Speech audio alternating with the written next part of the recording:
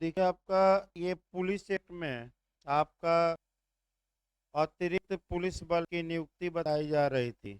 और उसमें आपका पहले तो सेक्शन पूछ लिया जाता है कभी काल कि किस आपका सेक्शन में एक्स्ट्रा या अतिरिक्त पुलिस बल की नियुक्ति का प्रावधान किया गया है। तो 3 सेक्शन आप मारेंगे। आपका पुलिस अधिनियम की धारा 13 में, फिर आपका 14 में और 15 में। इसके बाद आपका बताया गया कि 13 में क्या है, 14 में क्या है, ये भी पूछा जाता है। तो 13 में आपका आवेदन पर नियुक्त किया जाता है और पुलिस बल का खर्चा आवेदनकर्ता द्वारा ही वसूला जाएगा। फिर 14 में आपका आवेदन नहीं दिया जाता और 15 में आपका अगर डिस्टर्ब एरिया राज्य सरकार ने घोषित किया है और राज्य सरकार को ये लगता है कि पुलिस की संख्या बढ़ाई जानी चाहिए, तो राज्य सरकार की मंजूरी से आपका संख्या डीजीपी या आईजी बढ़ा सकते हैं। ये आपका 15 में बताया गया।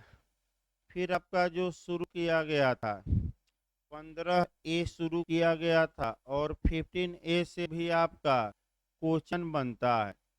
यानी कि 15A से क्वेश्चन बनने का पूरा चांस रहता है। उसमें एक संशोधन है और ज़्यादातर क्वेश्चन जो बने हैं वह अमेंडमेंट या संशोधन से बने हैं। तो फिर एक बार आपका 15A किसकी सप्लीमेंट्री सेक्शन है या किसकी पूरक धारा है, अगर ऐसा क्वेश्चन पूछे तो आप 15 मार्क कराइएगा। यानी कि जो धारा 15A है वह किसकी आपकी पूरक धारा है, तो वह पूरक धारा आपकी है 15 की।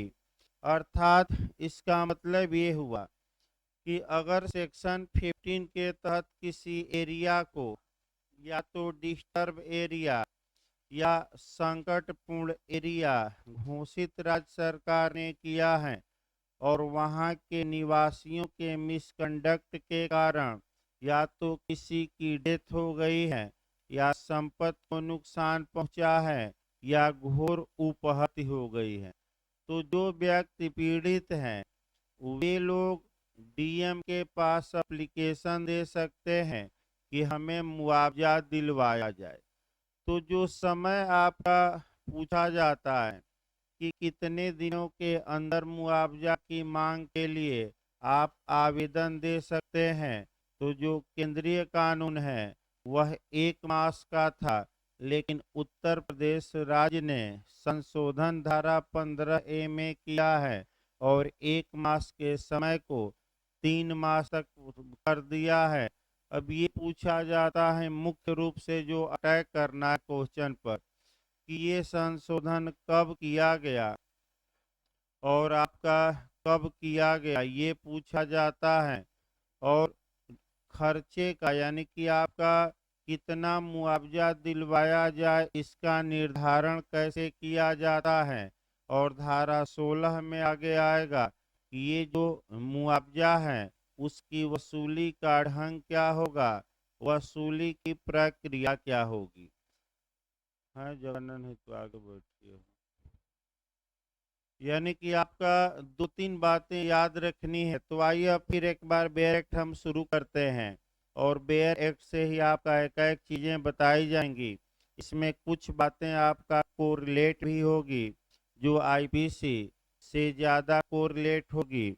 और जब आप सेक्शन 16 पढ़ेंगे तो उसमें जो कोरिलेशन होगा वह आपका आईपीसी और सीआरपीसी तथा सीपीसी तीनों से करना पड़ेगा, क्योंकि जो आपका ने ये धन कैसे वसूला जाएगा उसकी प्रक्रिया थोड़ा डिटेल में बतानी पड़ेगी। तो आइए पहले 15A देखा जाए। भाई 15 तक आपका पूरी तरह कल पढ़ाया गया था। 15A देखे शुरू करना है। यहाँ से भाई एक क्वेश्चन बनता है, सतर्क रहिएगा, ज्यादा चांस रहता है संशोधन से। देखिए कह करके निवासियों या भूमि में हितबद्ध व्यक्तियों के दुराचरण मतलब कि बुरा आचरण यानी कि मिसकंडक्ट से पीड़ितों को प्रतिकर अधिनिर्णित करना। इसका मतलब ये हुआ कि किसी एरिया को डिस्टर्ब एरिया या संकटपूर्ण क्षेत्र घोषित किया गया है और वहां के निवासियों या वहां के भूमि में हितबद्ध व्यक्तियों के गलत आचरण के कारण आपका नुकसान किसी को पहुंचा है, तो जिसको नुकसान पहुंचा है वह कंपनसेशन की मांग कर सकता है। तो तुरंत सीआरपीसी में जोड़ा गया कि सबसे पहले तो आपको ये सतर्क रहना है कि निवासी कौन माने जाएंगे या हितबद्ध व्यक्ति उस इलाके के कौन माने जाएंगे। तो अभी आज बताया जाएगा, कल नहीं बताया गया था। तो धारा 15 के एक्सप्लेशन में निवासी शब्द को क्या किया गया है स्पष्ट, आज बताया जाएगा। इसके बाद दूसरा आया पीड़ित। तो पीड़ित का मतलब क्या हुआ? तो पीड़ित की परिभाषा पुलिस अधिनियम में नहीं दी गई है, लेकिन चूंकि ये आपका सीआरपीसी में 2WA में दी गई है, यानी कि सेक्शन 2WA में विक्टिम को जरूर परिभाषित किया गया है। तो एक बार एमपी ने अंदर जाकर पूछा था कि पीड़ित का मतलब क्या हुआ। तो पीड़ित का मतलब आपका 3 याद रखना है, आप सीआरपीसी में भी 3 खानों में बांट लेना है। जिसे क्षति हुई है वह भी पीड़ित, ऐसे क्षतिग्रस्त व्यक्ति के जो उत्तराधिकारी हैं, यानी कि उनके जो विधिक प्रतिनिधि आप कहिए या जो उनके उत्तराधिकारी हैं वह भी आपका पीड़ित माना जाएगा। और जो लीगल गार्जियन है, यानी कि तीसरा पॉइंट हुआ विधिक जो वारिस हैं, विधिक जो संरक्षक हैं, वह भी आपका पीड़ित माना जाएगा। तो एमपी का ही मॉडल एक है कि पीड़ित का मतलब क्या, तीनों अलग अलग दिया था और अंत में लिखा था उपर्युक्त सभी। तो आपको मार्क कराना है उपर्युक्त सभी, यानी कि जिसे क्षति हुई है, क्षतिग्रस्त व्यक्ति का उत्तराधिकारी यानी कि उसके पुत्र पुत्री जो भी हो, और उसका गार्जियन यानी कि माता पिता, गार्जियन मतलब ऊपर की पीढ़ी या बराबर, और आपका उत्तराधिकारी मतलब कि कहाँ की पीढ़ी, लगभग नीचे की। तो इस जो ये 2WA में आहत या विक्टिम या पीड़ित बिहार जो पूछा जाता है वह पीड़ित शब्द नहीं लिखता, हिंदी में आहत लिखता है। पूछा भी गया था कि आहत की परिभाषा सीआरपीसी की किस धारा में, तो 2WA में। इन आहतों को न्यायालय कंपनसेशन दिलवाता है सीआरपीसी के तहत। वह एक सेक्शन याद रखना है 357, यानी कि पीड़ितों को प्रतिकर किस धारा में, तो सीआरपीसी की धारा 357 में। और विक्टिम कंपनसेशन स्कीम दे दे, पीड़ित प्रतिकर प्लान या पीड़ित प्रतिकर योजना दे दे, तो एक सेक्शन और इसमें आगे बढ़ना है 357A कैपिटल ए। यहाँ जो पुलिस एक्ट में आपका मांगा जा रहा है, अब पुलिस एक्ट में बैक हो जाइए, यानी कि पीड़ित शब्द बताया गया। अब देखिए कह करके भाई आपका बैरक की भाषा, पहला खंड देखिए, यदि ऐसे किसी क्षेत्र में जिसकी बाबत माने जिसके लिए ठीक पूर्ववर्ती धारा इसके पहले की धारा कौन थी, 15। ठीक पूर्ववर्ती धारा मतलब कि कौन सी धारा, 15 के अधीन आपका अधिसूचित कोई उद्घोषणा प्रदत्त है। यानी कि इसका मतलब कि धारा 15 के तहत कौन घोषणा करता है, क्या घोषणा करता है, और वह घोषणा विद्यमान है।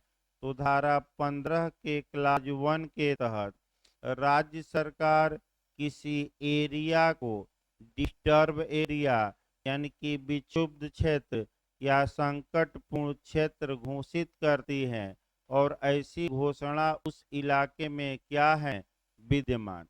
यानी कि शुद्ध रूप से सेक्शन 15A 15 का ही सप्लीमेंट्री सेक्शन है, पूरक धारा है। यानी कि जब तक 15 के तहत किसी क्षेत्र में उद्घोषणा या प्रोकमलेशन न हुआ हो तब तक 15 ए अप्लाई नहीं करेगी। स्पष्ट आपका एक लाइन में ही बताया गया है कि 15 ए तभी लागू होगी जब पहले 15 वन के तहत आपका विक्षुब्ध क्षेत्र की क्या की गई हो, घोषणा। अगला शब्द देखिए, ऐसे क्षेत्र के निवासियों या उनके किसी वर्ग या अनुभाग के दुराचरण के कारण, यानी कि जो एरिया डिस्टर्ब एरिया घोषित किया गया है, ऐसे क्षेत्र के निवासियों, आपका पहला दे रहा है कि ऐसे क्षेत्र के या तो निवासियों, या दूसरा दे रहा है आपका शब्द या उनके किसी वर्ग या अनुभाग, यानी कि निवासियों का कोई क्लास यानी कि वर्ग या अनुभाग के दुराचरण। अब शब्द आया दुराचरण। दुराचरण का मतलब मिसकंडक्ट। मिसकंडक्ट का मतलब हुआ ऐसे क्षेत्र के निवासियों या निवासियों के किसी वर्ग या निवासियों के किसी अनुभाग के गलत आचरण के कारण। मिसकंडक्ट मतलब एक लाइन याद रखिएगा, आपका गलत आचरण के कारण या से कोई मृत्यु या घोर उपहत या संपत्ति की हानि या नुकसान उद्भूत हुआ हो। यानी कि इन लोगों के कारण, गलत आचरण के कारण क्या हुआ है, तो पहला ये हुआ है कि किसी व्यक्ति की क्या हो गई है, मृत्यु, या किसी व्यक्ति की क्या हो गई है, ग्रीवियस हर्ट, या संपत्ति को क्या पहुंचा है, नुकसान या हानि, यानी कि संपत्ति को क्या पहुंचा है, नुकसान। तो अगला शब्द देखिए आपका, या हुआ है तो ऐसे क्षेत्र के निवासी ऐसे किसी व्यक्ति के लिए जो यह दावा करता है कि उसके दुराचरण से क्षति उठानी पड़ी है, क्षति की तारीख से 3 मास या ऐसी न्यूनतम कालावधि के अंदर जो विहित किया जाए उस जिले के या जिले के उपखंड के जिसके अंदर ऐसा क्षेत्र स्थित है, मजिस्ट्रेट से प्रतिकर के लिए आवेदन करना विधिपूर्ण होगा। इसका मतलब ये हुआ कि जिस व्यक्ति को क्षति हुई है वह व्यक्ति आपका या तो एसडीएम के यहाँ या उस क्षेत्र के डीएम कहाँ क्या दे सकता है, आवेदन दे सकता है। आवेदन देकर किसकी मांग कर सकता है, प्रतिकर की मांग कर सकता है। ऐसा आवेदन कितने दिनों के अंदर दिया जाएगा, क्षति होने के 3 माह। यही आपका लगातार क्वेश्चन बनता है कि ये जो 3 माह का समय है, ये पहले 1 मास जो केंद्रीय कानून है आपका 1 मास था, तो क्वेश्चन ये बनता है कि पहला तो डेट याद रखिए भाई, कितने माह के अंदर आवेदन दिया जाएगा प्रतिकर के लिए, 3 माह के अंदर है। उपखंड मजिस्ट्रेट लिखा है ना,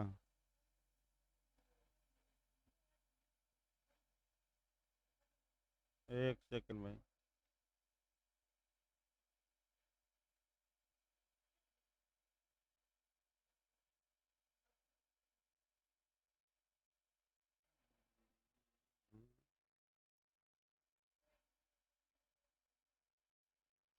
एरिया जब पूरा जिला हो जाएगा तो डीएम, और आपका जैसे ही आपका उपखंड लिखा है तो उपखंड में एसडीएम होते हैं।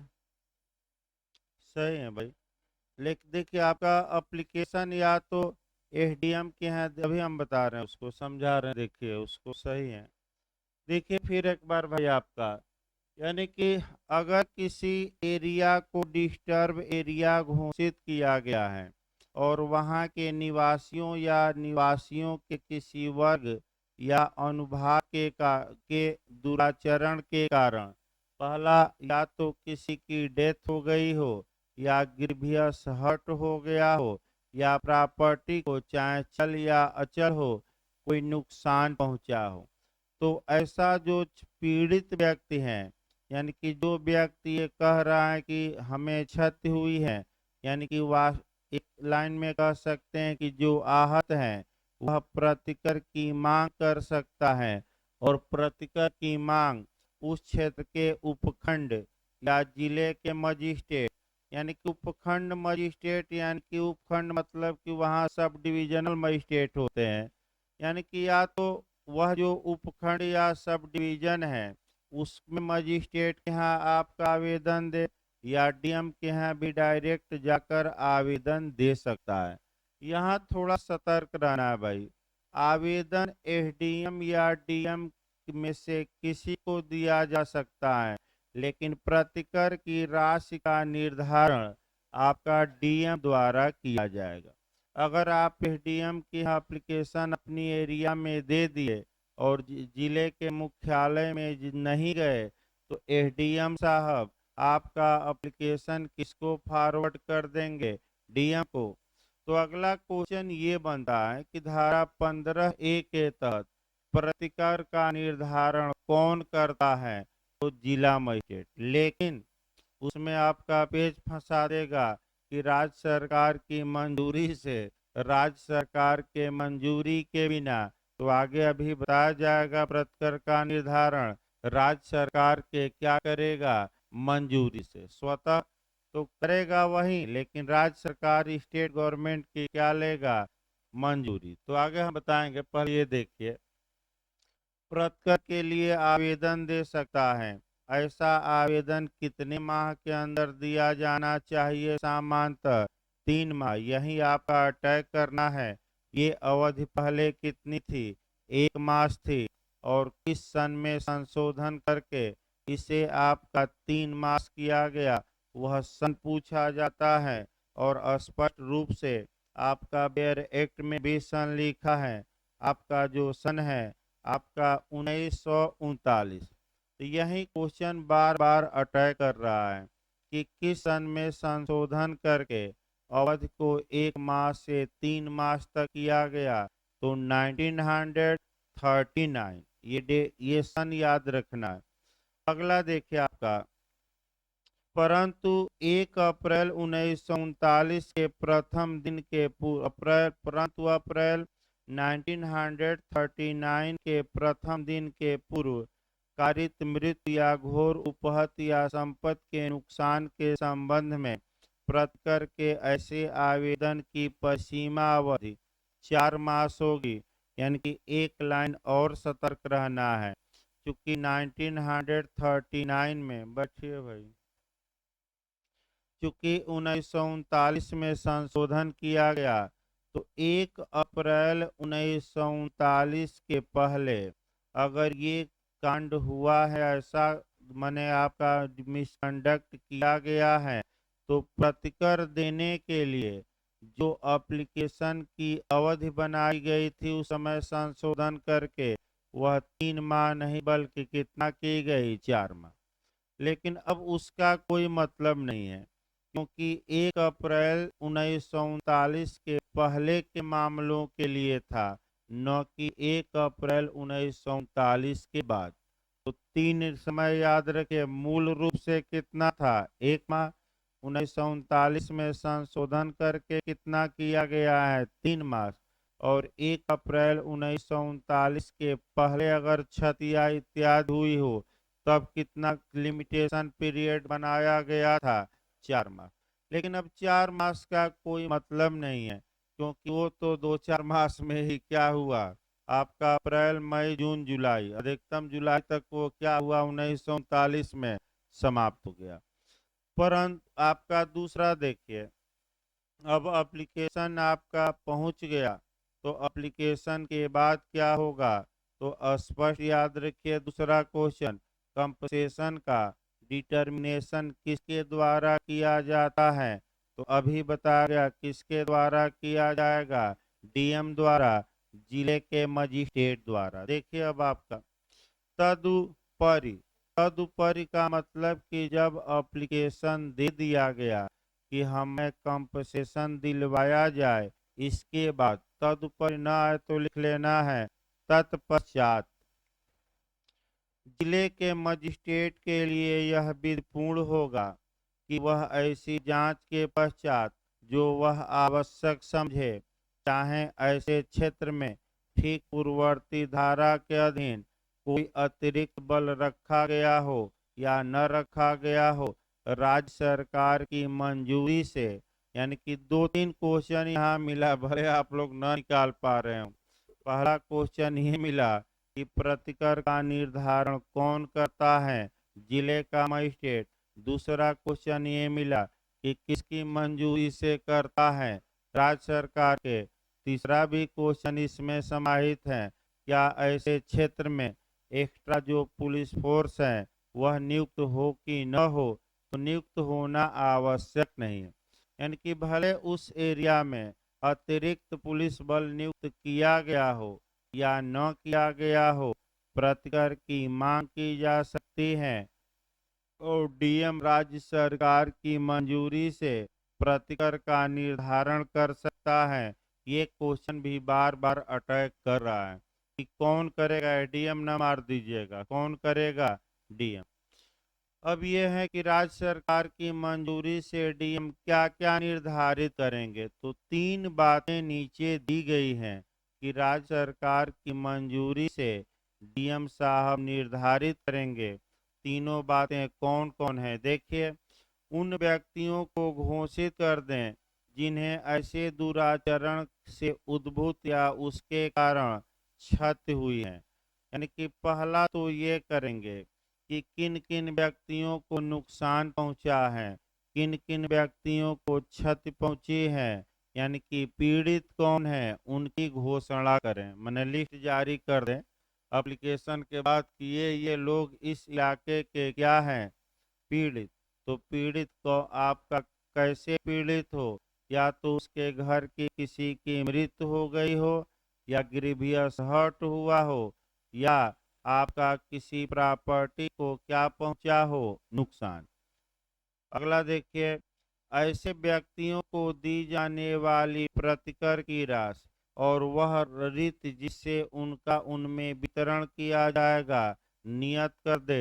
ये भी आपका काफी महत्वपूर्ण है। डीएम साहब ये निर्धारित करते हैं कि आपका कितना प्रतिकर दिया जाए, और पीड़ितों की संख्या ज्यादा है तो प्रतिकर की राशि किस अनुपात में इनमें वितरित की जाए।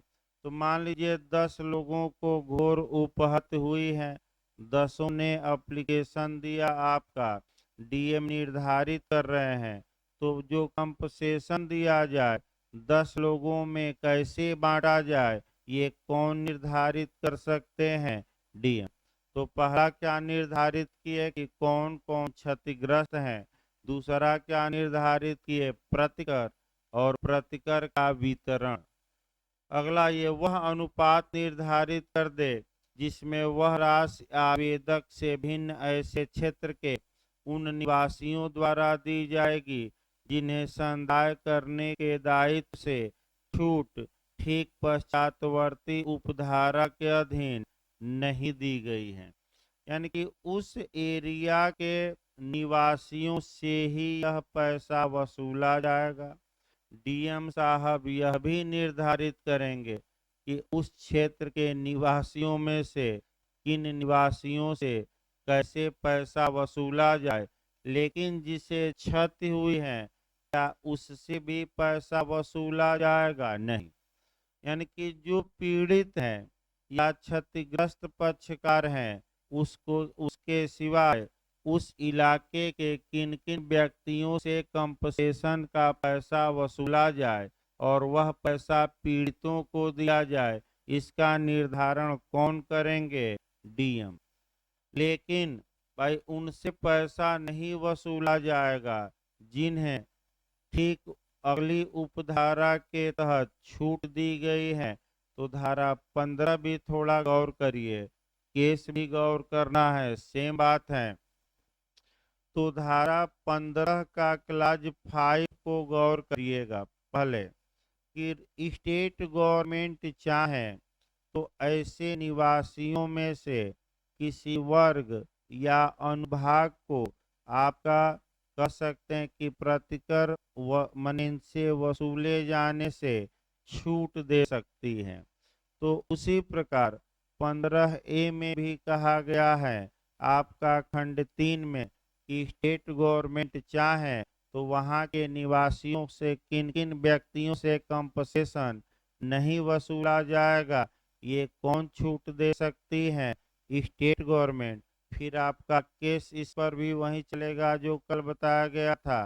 प्रताप सिंह का केस याद रखिए कि अगर राज्य सरकार जाति के आधार पर, धर्म के आधार पर उस इलाके के लोगों को छूट देती है तो क्या ये छूट वैध होगी कि अवैध होगी? तो कल क्या बताया गया? अवैध होगी, इलीगल होगी। यानी कि आप जाति और धर्म के आधार पर इनसे वसूला जाए, इनसे न वसूला जाए, ये नहीं कर सकते। अगला देखिए आपका, परंतु मजिस्ट्रेट इस उपधारा के अधीन कोई घोषणा या निर्धारण नहीं करेगा जब तक कि उसकी यह राय न हो कि यथापूर्वोक्त क्षति ऐसे क्षेत्र के अंदर बलवे या विध विरुद्ध जमाव से उत्पन्न हुई थी और जिन घटनाओं से ऐसी क्षति हुई है उन घटनाओं के विषय में वह व्यक्ति जिसे क्षति उठानी पड़ी है दोष रहित था। यानी कि दो तीन बातें और टेक्निकल आ गई। टेक्निकल बातें ये आई कि जहां तक डीएम की बात है, डीएम प्रतिकर तो दिलवा सकता है लेकिन और एरिया थोड़ा सीमित हो गया। एरिया ये सीमित हो गया कि जिला मजिस्ट्रेट प्रतिकर का निर्धारण तभी करेंगे जब उन्हें बिलीव हो जाए कि ऐसे व्यक्ति की, किसी व्यक्ति की क्या हो गई थी, मृत, या क्या हो गई थी, घोरुपत, या क्या हुआ था उसकी संपत्ति का नुकसान। तो ऐसी दशा में दूसरा पॉइंट ये मिलता है कि कब प्रतिकर का निर्धारण ऐसे मामलों में किया जाएगा जब डीएम को ये विश्वास हो जाए कि ऐसा जो नुकसान पहुंचा है वह अनलॉफुल असेंबली के कारण पहुंचा है, यानी कि विधि विरुद्ध जमाव के कारण पहुंचा है, या राइट यानी कि बलवे के कारण पहुंचा है। और जो व्यक्ति प्रतिकर की मांग कर रहा है इस विधि विरुद्ध जमाव में या इस बलवे में, क्या वह शामिल था कि नहीं था, यानी कि उसका दोष था कि नहीं था? नहीं था। यानी कि आपका यहाँ दो तीन नियम जानना है। भले आप पकड़ ना पा रहे हो लेकिन हमारा कर्तव्य है कि दो तीन नियमों से परिचित करा जाए। पहला, आपको आईपीसी में दो धाराएं कोरिलेट करनी है, अनलॉफुल असेंबली या अवैध सभा या विधि विरुद्ध जमाव की परिभाषा सेक्शन 141 में दी गई है आईपीसी और बलवे की परिभाषा 146 में। यानी कि आईपीसी की दो धाराएं कम से कम पढ़ेंगे। तो पहले देखिए आपका बिहार में पिछली बार आपका बलवा पूछा गया था, तो फिर एक बार दो दो मिनट इनको देखिए। आईपीसी का सेक्शन 141 ये बताता है कि जब कम से कम 5 लोग, 5 कॉमन ऑब्जेक्ट यानी कि सामान्य आशय न मार दीजिएगा, सामान्य उद्देश्य, जब कम से कम व्यक्तियों की संख्या कितनी हो, 5, और कितने सामान्य उद्देश्य दिए गए हैं, 5, उन 5 सामान्य उद्देश्यों में से किसी एक या अधिक के लिए एकत्रित हुए हों, जमाव किए हों, तो हम उनके जमाव को क्या कहेंगे? अनलॉफुल असेंबली कहेंगे। और इस जमाव के अगर एक या एक से अधिक सदस्य द्वारा ऐसे 5 जो कॉमन ऑब्जेक्ट हैं उनमें से किसी को अग्रसर करने, आगे बढ़ाने में अगर फोर्स यानी कि बल या हिंसा का प्रयोग किया जाता है तो ये विधि विरुद्ध जमाव कन्वर्ट हो जाएगा किसमें? बलवा में। तो विधि विरुद्ध जमाव और बलवे में क्या अंतर है? तो जैसे ही शांत सभा है तो ठीक है, अभय सभा, और जैसे ही लोग बल या हिंसा का क्या करने लगे? प्रयोग, लेकिन कितने उद्देश्यों में से एक की पूर्ति के लिए? 5। तो उस जमाव को अब हम उस नया अपराध हो गया क्या कहेंगे? बलवा। यानी कि डीएम को ये बिलीव होना चाहिए कि जो ये नुकसान पहुंचा है या तो उस इलाके में अनलॉफुल असेंबली के कारण पहुंचा है या राइट के कारण पहुंचा है। अगर अन्य कारणों से इन लोगों को नुकसान पहुंचा है तो कोई मुआवजा नहीं पाएगा, ये याद रखिए, ये भी सतर्क रहना है। और जो व्यक्ति कंपनसेशन की डिमांड कर रहा है वह दोष रहित हो, दोष सहित नहीं। दोष रहित का मतलब कि इस अनलॉफुल असेंबली या इस राइट में उसका कोई हाथ न हो, यानी कि वह इस विध विरुद्ध जमाव या बलवे में शामिल न रहा हो। तो यहाँ आपका साम्य का भी एक सिद्धांत काम करता है कि साम्य चाहने वाले को साम्य का पालन नहीं, साम्य नहीं, देखिए, साम्य की शरण में आने वाले को स्वच्छ हाथों से आना चाहिए। इसका मतलब ये हुआ कि आप उस विरुद्ध जमाव के न तो सदस्य हो न बलवे में शामिल हो। आपको नुकसान पहुंचा है तो आप आइए, कंपनसेशन की डिमांड करिए, लेकिन आप उसी में शामिल थे और तब आपको क्षति हो गई तो आपको कोई मुआवजा नहीं मिलेगा क्योंकि आप भी दोषी थे। और साम्य का ये सिद्धांत है कि साम्य की शरण में आने वालों को आपका स्वच्छ हाथों से आना चाहिए।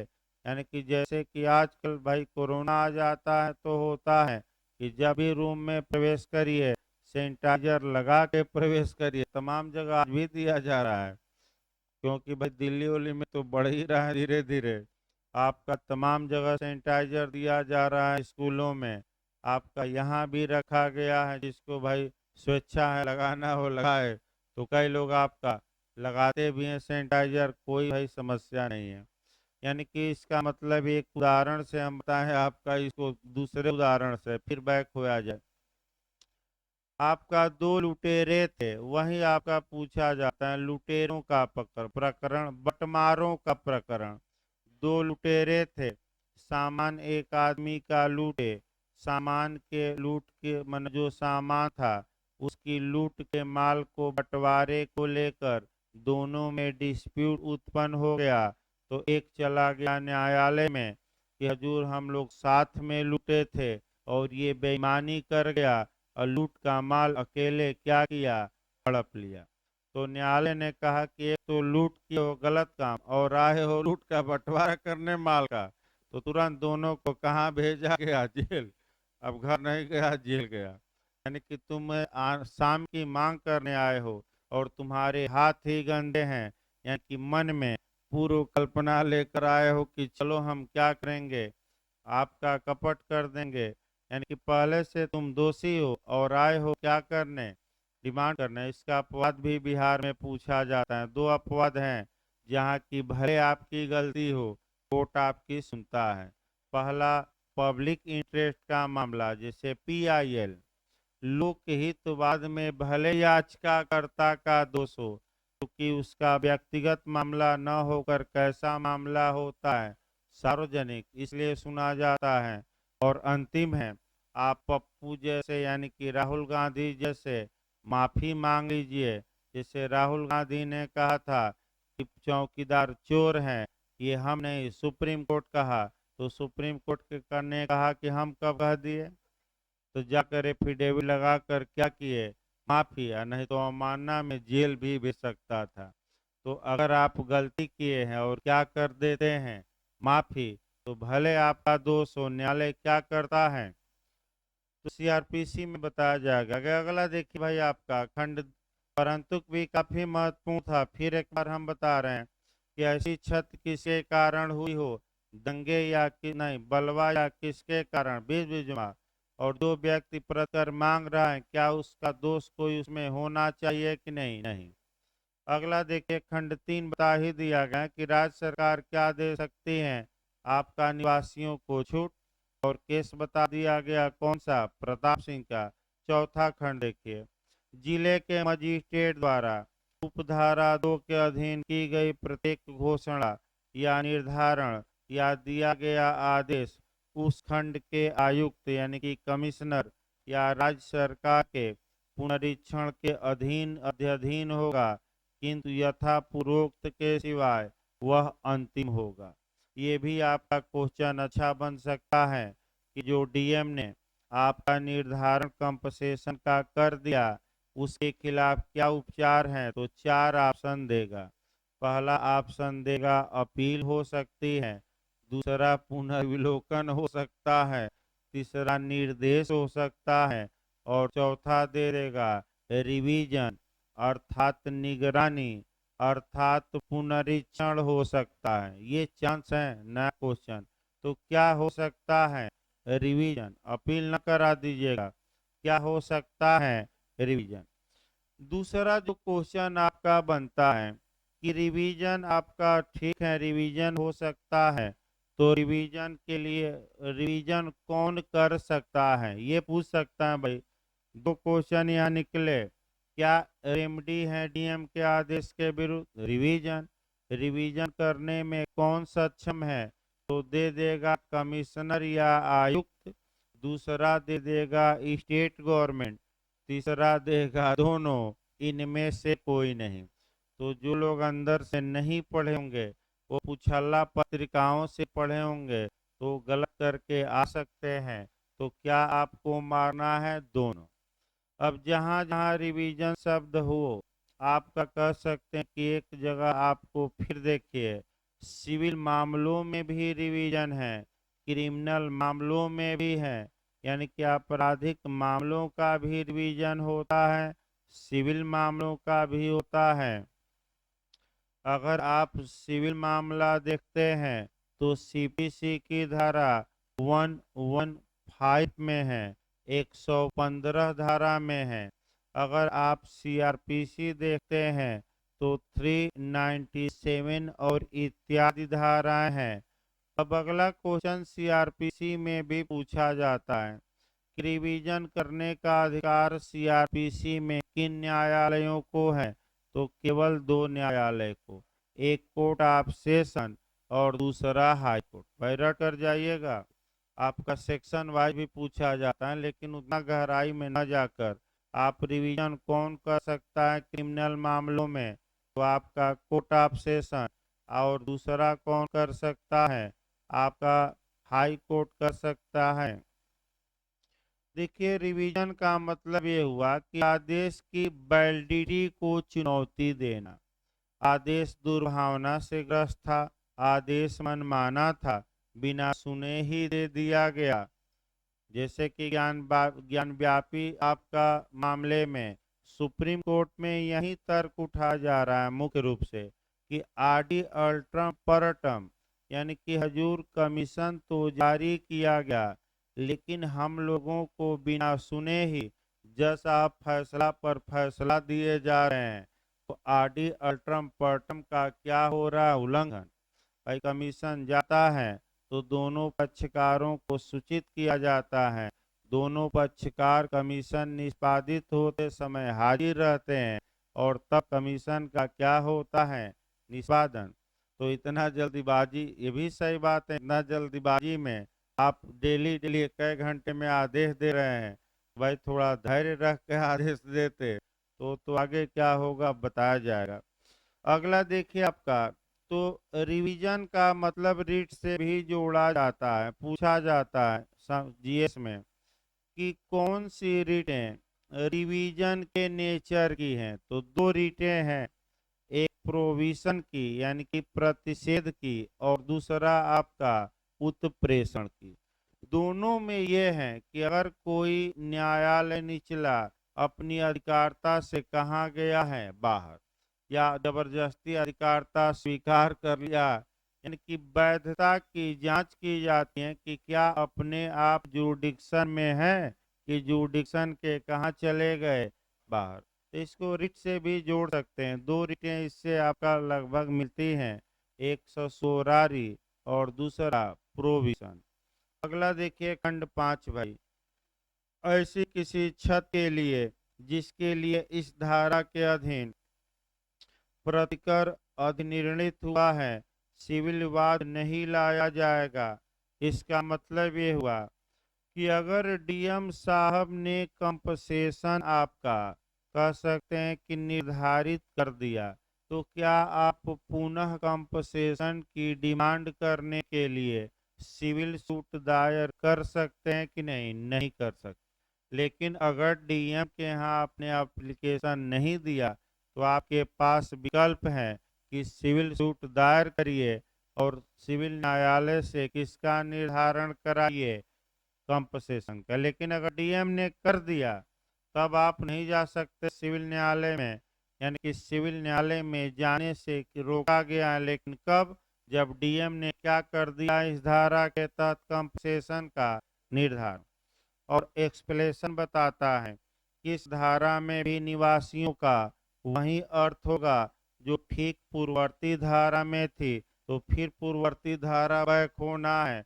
15 के अंतिम आ जाइए। स्पष्टीकरण निवासियों को बताया गया है, क्योंकि निवासियों से को ही दिलवाया जा रहा है और निवासियों से ही वसूला भी जाता है।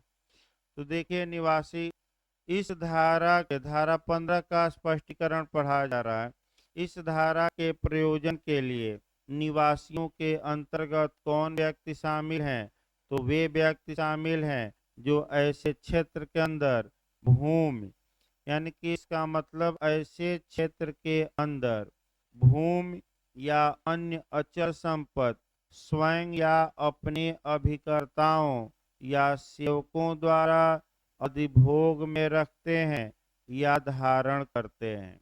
इसका मतलब ये हुआ कि अगर कोई व्यक्ति उस इलाके में, जिस इलाके को डिस्टर्ब इलाका घोषित किया गया, इलाका भी कहा जाता है, इलाका घोषित किया गया है, अगर उसकी कोई भूमि है तो वह भी उस एरिया का निवासी माना जाएगा।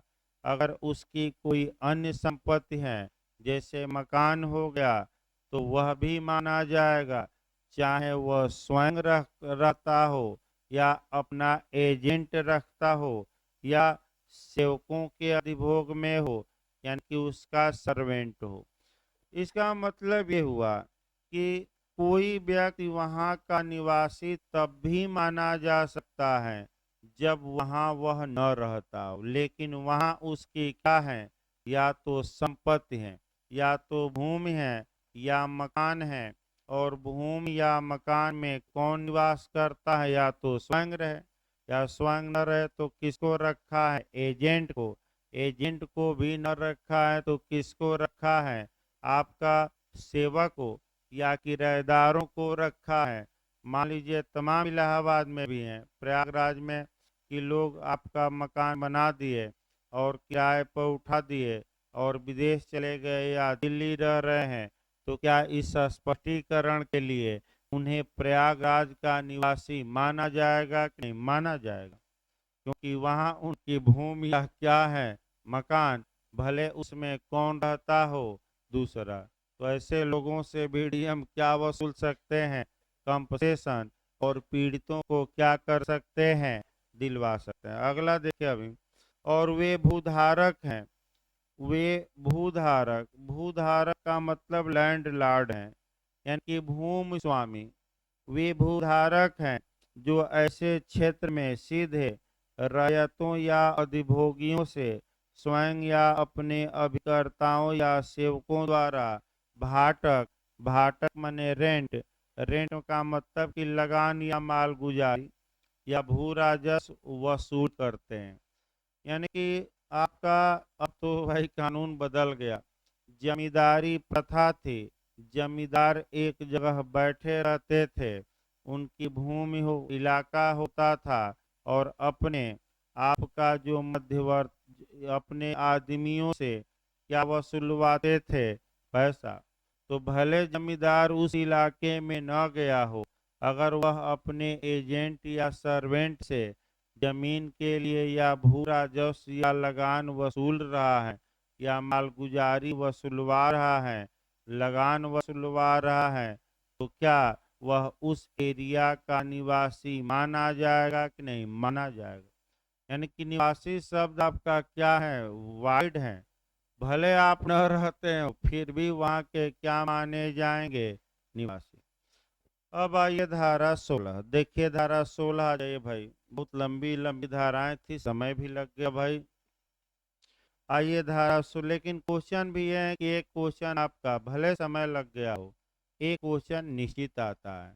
आइए धारा 16, पहला क्वेश्चन बना लेना है कि सेक्शन 16 किसकी सप्लीमेंट्री सेक्शन है, तो धारा 13, 14, 15, 15A उपर्युक्त सभी।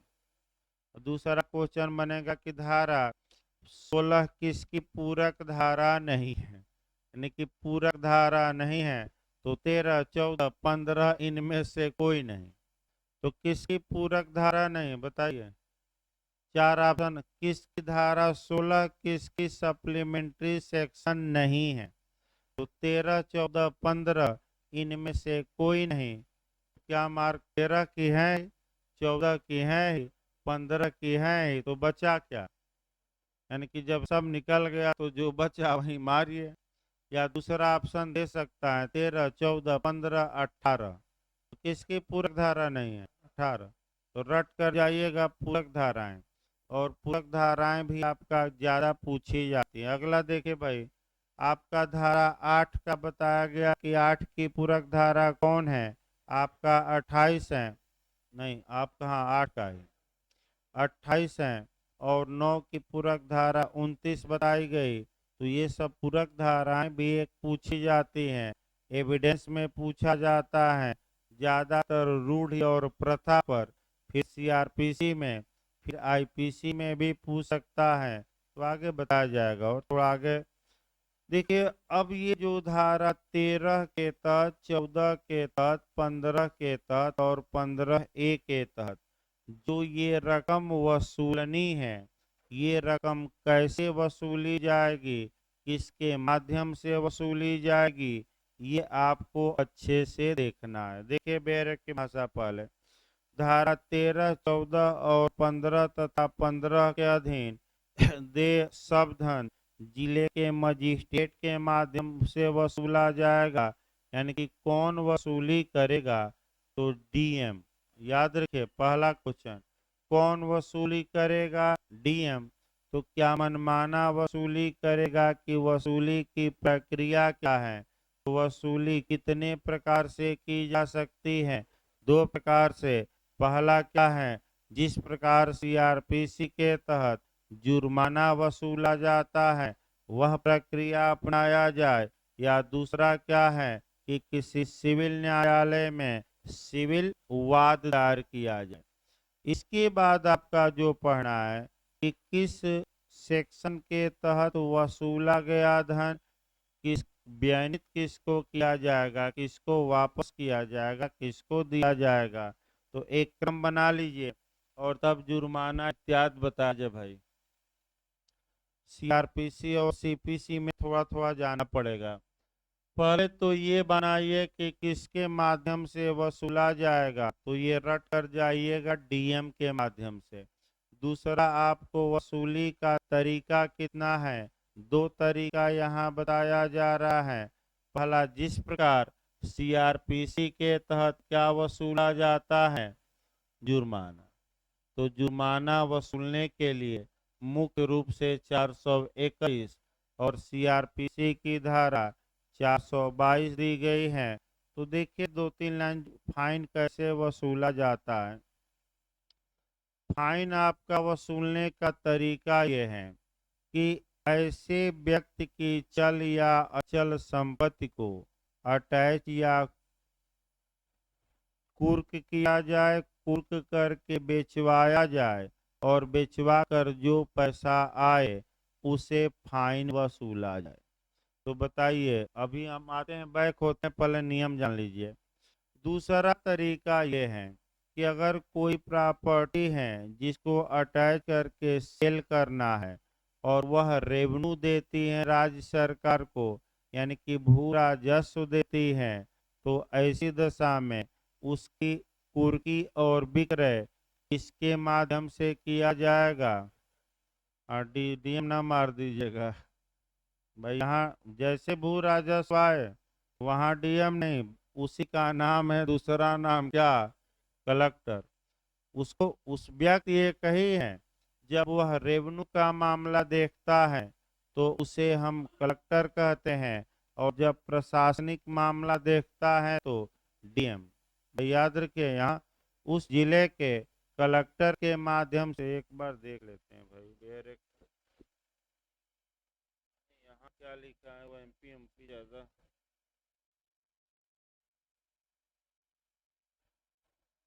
निकालिए तो 4 से 21 देखिए तो। नहीं भाई, जरा भी संदेह हो तो उसको देख लेना ही जरूरी है, क्या शब्द 4 से 21 में लिखा है, क्योंकि ऐसा शब्द अगर अंदर से आ जाए तो भाई। 4 से 21 में देखिए तो।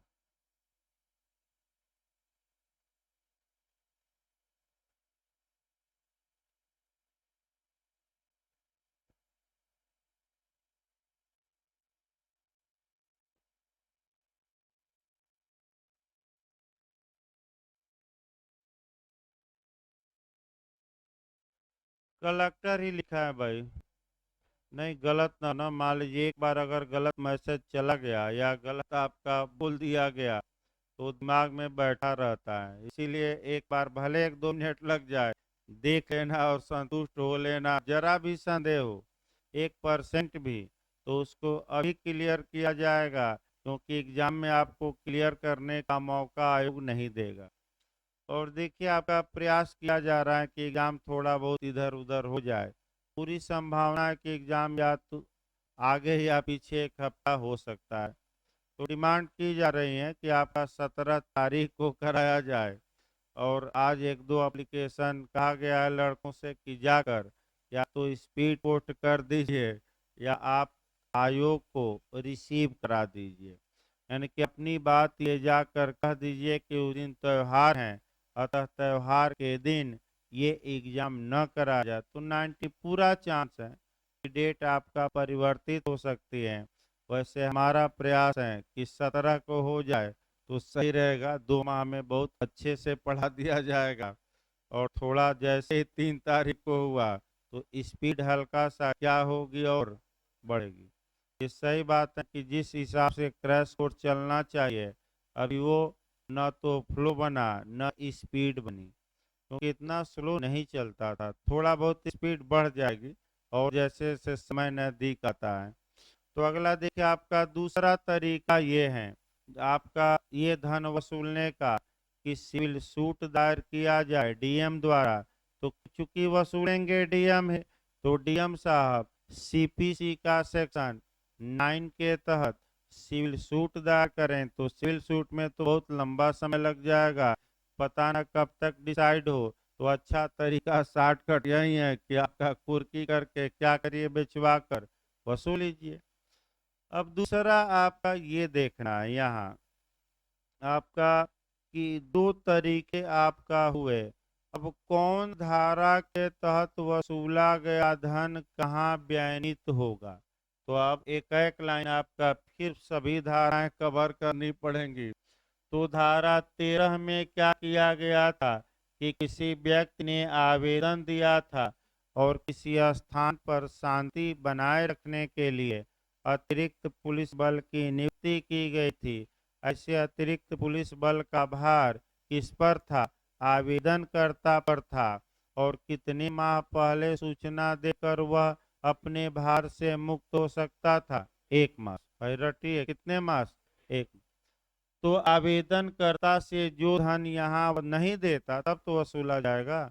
अतिरिक्त पुलिस बल का खर्चा ऐसा आवेदनकर्ता नहीं देता तो वसूला जाएगा 16 के तहत। कितने तरीकों में से 1 से 2। कौन वसूलेगा, डीएम। और ये धन किसके बयानाधीन होगा, तो पुलिस किसके अधीन है, राज्य सरकार। तो किसको दिया जाएगा ये पैसा, राज्य सरकार। 14 आ जाइए सेक्शन, जहां तक 14 की बात है। 14 में आपका ये था कि अतिरिक्त पुलिस बल की नियुक्ति की गई बिना आवेदन के की गई, आपका डीजीपी या आईजी ने किया तो वहाँ के जो भार साधक अधिकारी हैं, यानी कि उस संस्थान के जो प्रबंधक हैं या मालिक हैं, उनसे वसूला गया। तो अतिरिक्त पुलिस बल नियुक्त है, तो पैसा किसके बयानाधीन रहेगा, किसको दिया जाएगा? राज्य सरकार। तो धारा 14 में भी पैसा किसको दिया गया? राज्य सरकार। धारा 15 आ जाइए, डिस्टर्ब एरिया घोषित की गई, एक्स्ट्रा पुलिस लगा दिया गया, तो एक्स्ट्रा पुलिस का पैसा वहां के निवासियों से ही वसूला जाएगा और ये पैसा भी किसके पास जाएगा? राज्य सरकार। लेकिन 15A अभी बताया गया, 15A के तहत जो धन वसूला गया है डीएम द्वारा, वह स्टेट गवर्नमेंट को न जाकर आहत या पीड़ित को किस रूप में दिया जाएगा? कंपसेशन। यानी कि एक ही सेक्शन अपवाद हैं जहां स्टेट गवर्नमेंट को न देकर किसको दिया जाएगा? आपका पीड़ित को। कौन सा सेक्शन है आपका? 15 है। इसके बाद आपका 17, 18, 19 यहाँ से भी पूछा जाता है। आपका स्पेशल पुलिस ऑफिसर, डायरेक्ट ले लीजिए तब, क्योंकि आपका समय भी 1 घंटा हो ही गया। कल आपका प्रयास किया जाए। 17, 18, 19 छोटी छोटी धाराएं हैं, 20 भी छोटी हैं, 21, वहीं 22, 23 में फिर वहीं 4-5 धाराएं हैं जो थोड़ा समय लेगी। अब ऐसी कोई धारा नहीं है 2-3 के अलावा कि जो ज्यादा समय ले। आपका आज बुधवार है ना?